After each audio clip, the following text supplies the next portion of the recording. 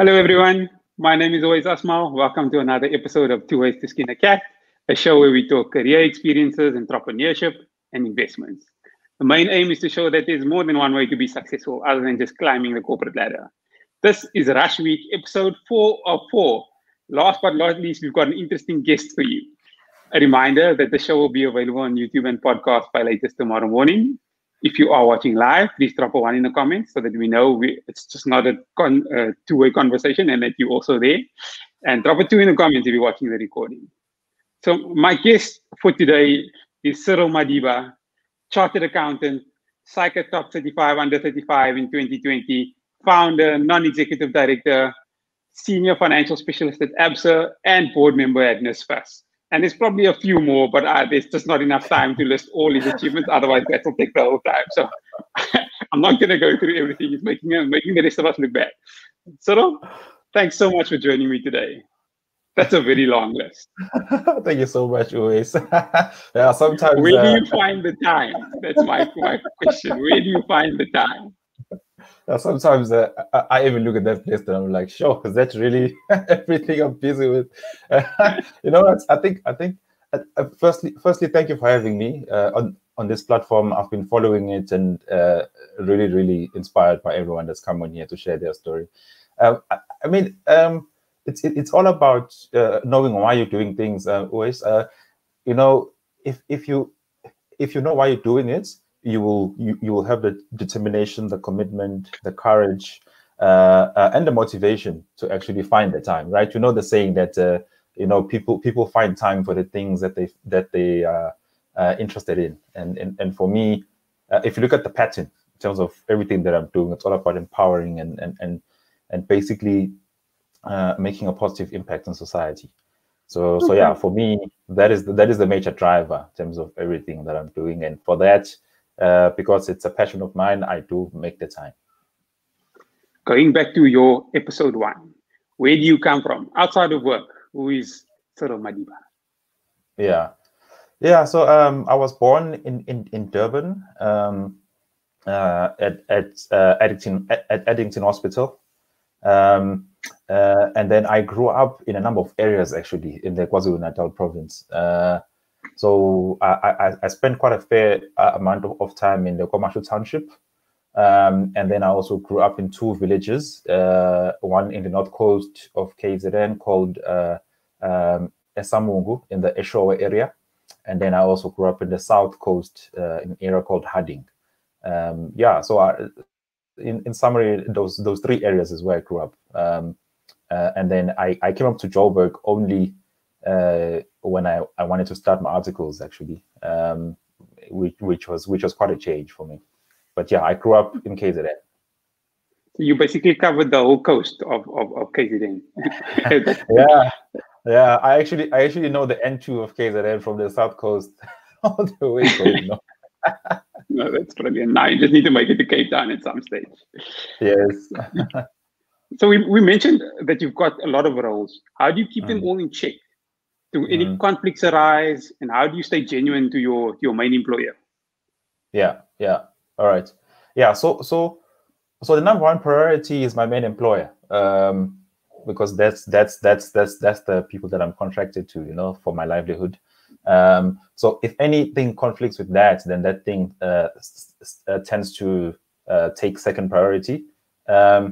Fortunately for me, how I've structured my roles is such that everything that I need to do can happen after hours or over weekends.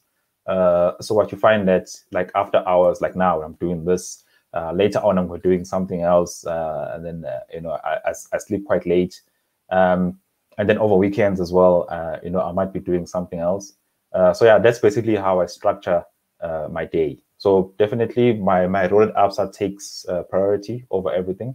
At times even you find that I've got a lot going on, even in my ABSA role, such that even after hours I have to put in some work for my ABSA work. That has happened this week actually. So everything takes second best. And what's critical always in this whole thing is key time management skills, right? You need to have spot on time management skills. You need to have spot on organization organizational skills. You must know what's due when to who. For me, what seems to work for me is being able to schedule things in the calendar. So I know, okay, on this date, after hours, I'm going to be doing this, and then I'm going to be doing that.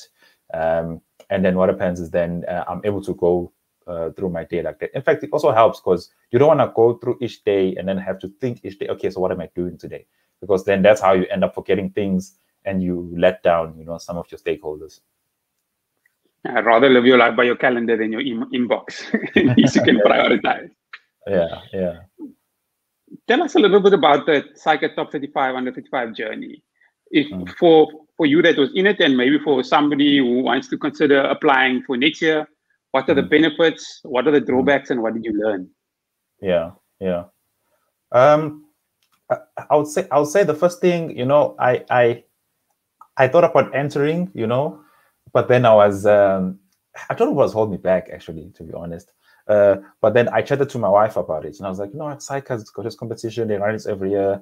They're looking for, chartered accountants who are not only doing well in their professional setup, but also having a impact in the community, a positive one for that matter.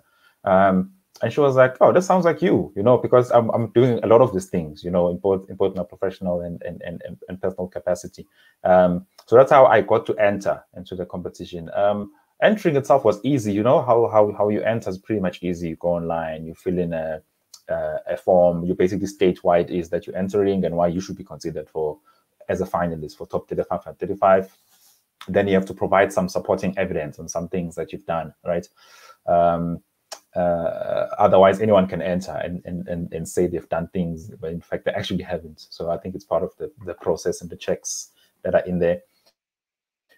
Then I think because of the year that was 2020 with COVID-19, there was a bit of an extension to it. So it was initially end of May. That's when I entered. Then it was extended to end of July, I believe. So it was quite a wait, for me to eventually find out whether I'd made it in or not.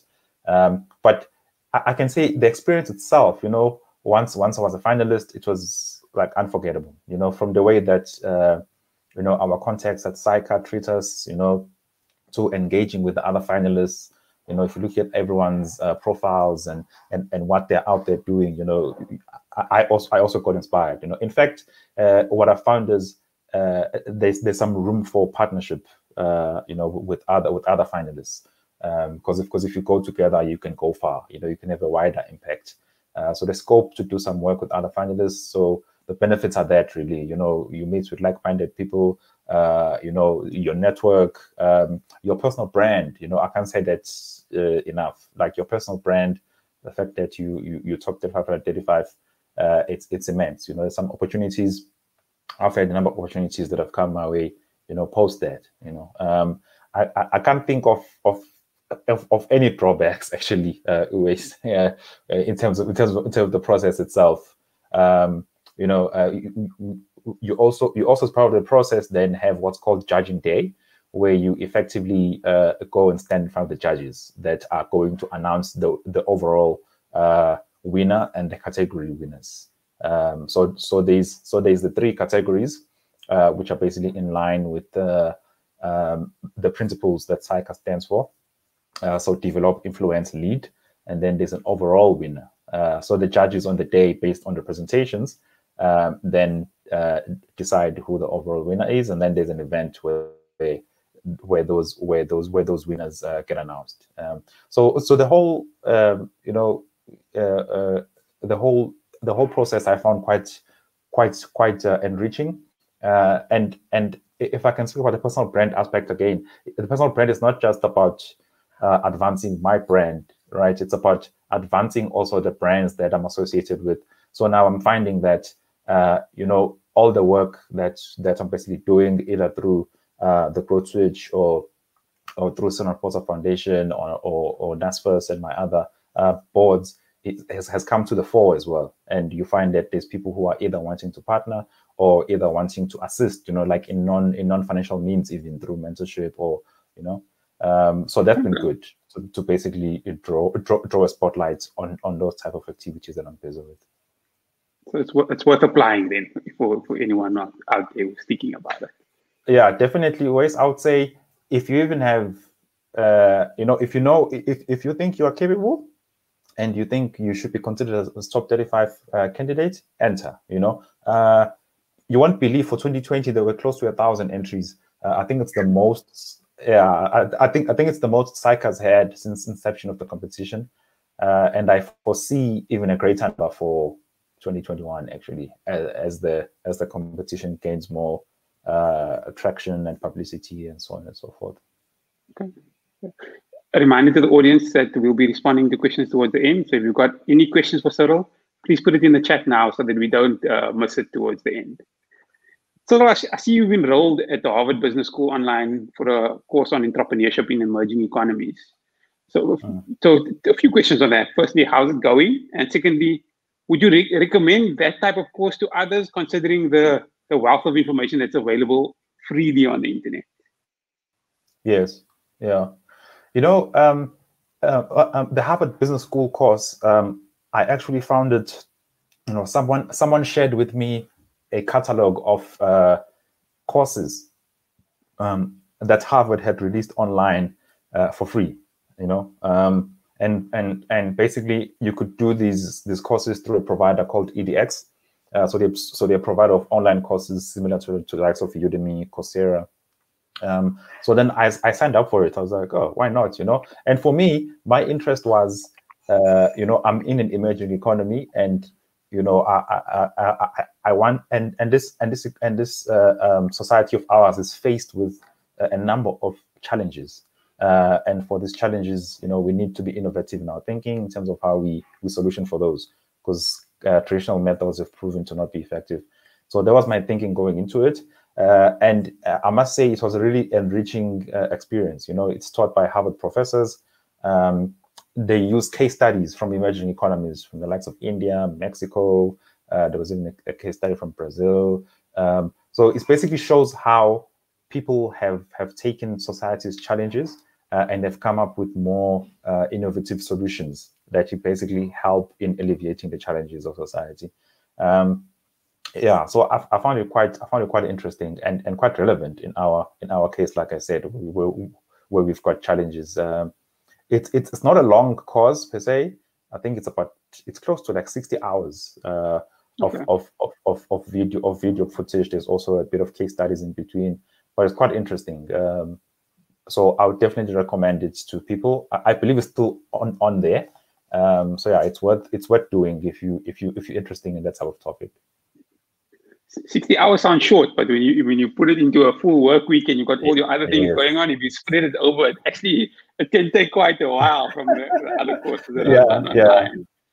Yeah, I think it took me, I don't know, between 2 to 3 months. I think in between everything else that I'm doing. It's about investing that time and biting at it bit by bit. Okay. I didn't realize it was a free course. So, I mean, then for everybody else out there, there's another opportunity to get Harvard level education for free. Yeah, definitely. And so you're also the founder and CEO of the Growth Switch. Yes. Tell us a little bit about that organization and how it fits into your passion and your journey. Yeah, all right, certainly. So, one of the things I mentioned earlier is that I'm passionate about having a positive impact in society. Particularly for me, I've identified young people, as basically members of society that I can assist in terms of development and empowerment. And one of the initiatives that I've started is the Growth Switch, and it basically comes from my experiences and experiences of others, and also the realization that there's some skills that the formal education system doesn't necessarily teach you. So you will learn a lot of technical skills. So you learn accounting, know the standards, how to apply them, and so on and so forth. You learn law, you learn to be a doctor, and so on and so forth. But there's some soft skills which you need, right, if you're going to launch and sustain a successful career. And those are not necessarily taught. Some of us have learned them the hard way. You get burnt. And then oh, okay, that's how things are done. But not everyone needs to get burns really to understand how things are done. If they can learn from my experiences, either successes or failures, then that could be beneficial to them. So then I started the Growth Switch last year, Feb, and it's got three main streams to it. There's the online videos, which we publish every 2 weeks, and the online videos basically cover a subset of topics, right? So we have a specific topic that we speak about. Our first video for 2021, we spoke about goal setting, like the process to do it, practical steps that you can take to make sure you get what you need out of 2021. So that's a video that someone can watch and can basically start applying those techniques right now. Then the other two streams are both one-on-one based. So what basically happens is I hold one-on-one sessions pretty much like this, where we basically it's either a mentoring session or a coaching session. The difference between the two is the mentoring tends to be quite unstructured, and it's as and when someone comes to me and wants guidance and advice on a specific matter they may be facing on their journey. Then I might share my experiences. I can give advice. I can ask them, did you try this? Did you try that? And then the next time they might meet me, I don't know, it's 3 months or 6 months or whenever it is that they feel they need more guidance from me. But the coaching tends to be more structured because the soft skills that I spoke about with a specific program where we take you through the program to equip you with those soft skills. So by the end of it, you need to come out and basically be proficient in those and be able to apply them in your journey. Yeah, so that's the Growth Switch in a nutshell. In September, that is when we launched the one-on-one sessions, and we've seen quite a big uptake in those. So far, since September, we've assisted 20 young people on a one-on-one basis. Some of them, come through repeatedly. And we assist them on their journey, if they look to take the next steps. Yeah, so that's the Growth Switch. Okay. And what's the target market? Is it people just coming out of matric, or is it people coming out of university, maybe going into their first job? What's some of the main people that you target to that? Yeah. So the target group is twofold. So it's people coming just out of matric, or people studying at a higher education institution. It doesn't have to be university, and then it can be people who have started a job and they are within the first 5 years of their job, because we find that those are the people who find real value in terms of the material that we cover at the Growth Switch. Okay. And I see recently you were appointed as a board member of NSFAS. Yes. How did that role come about, and what is it like being responsible for the lives of so many young people? Ways, that is a big job, Ways. So there was a call by the Minister of Higher Education. I think he gazetted it last year, where he called for nominations, he called for nominations to be sent through for people who would consider to be part of the NSFAS board. So I was notified by this actually by one of the people I work with in one of my initiatives. They're like, "Oh, are you aware of this? NSFAS is looking for this, and just sharing just in case you might be interested. I know these are the type of initiatives that you're passionate about, And I was like, "Oh yeah, Then I applied, I sent an application through, and then lo and behold, in November the minister announces the board, and he announces my appointment. It's quite a massive job, always. NSFAS holds the dreams and hopes of a lot of young people, in this country. I'm a believer that education remains one of the proven ways of alleviating poverty and inequality in our society, right? As I sit here before you and the audience, I'm an example of that, right? I told you my background. My parents never even reached matric. They both had to drop out quite early because they were amongst the oldest in the family, and had to go find employment to help feed their siblings. So there's a lot of people with similar stories in this country, and they rely on this type of funding to be able to go to higher education institutions and effectively look towards providing better livelihoods for their families. So yeah, it's a massive role, and there's a huge need in society. It's evidenced by I'm sure you'd have seen already the minister announced in terms of number of applications that have come through, right? The more than double what came through last year, you know, so you can see the need that's out there, right? So it's important that NSFAS is an organization that operates and functions, you know, efficiently and effectively, you know, to make sure that you know, those poor and working class people who so much need this funding for the education, that they're able to get it. Let's just have a quick. It doesn't look like there aren't any questions. There's just people that's really happy that you're on the chat and thanking you for all the information that you provide. Right. So okay, there's not many. There aren't any questions, but just in terms of from your side, is there anything we haven't covered? Any last few words or anything that you want to discuss with the audience that you're either passionate about or wanted to know about? Yeah. The one thing that I can leave them with, Oasis, you know, it's more of a challenge, right? I'm challenging them, you know, as they walk their journey, right? And they get assisted in whatever way, right? It can be financial, someone supporting you. It can be mentoring, it can be coaching, someone giving you a job, or, you know, whatever it is.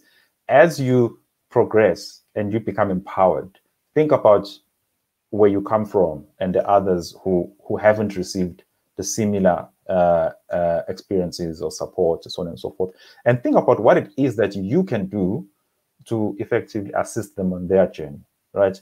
No matter how small you might think it is, trust me, you make a difference in people's lives. It can be as simple as giving them their time. It doesn't have to be monetary all the time. You know, if you have the money, that's fine. That also helps. But even if you don't have the money, that time that you spend with people, listening to them, guiding them, you know, but you need to define that for yourself and be comfortable with it, because it's something that you have to commit to doing. So yeah, I would say lift others as you rise. Think what it is that you can do to empower others as you progress in your journey. Society is faced with many challenges. If each of us plays a role in alleviating those, I'm pretty sure we can make inroads in terms of solutioning for those. 100%. Keep giving back. Sometimes I even notice, like in my discussions with youngsters, sometimes I don't want to say things because I'm like, it's obvious. Surely they must know. But now I've stopped even saying it's obvious, because it's not always obvious. It's only obvious because of my experience. So Thank you very much for that. I appreciate it. And thank you for the time. A reminder to everyone that the show will be available on YouTube and podcast. If you are watching on YouTube or the podcast and you feel that the videos added value, please don't forget to subscribe so that you get automatically notified when the next episode comes out. This has been episode 4 of Rush Week 4, so done for the week. Thank you so much, so much for your time, Cyril, and thank you everyone for joining us on another episode of Tooways to Skin a Cat. Thank you so much for having me. Thank you. Bye, everyone.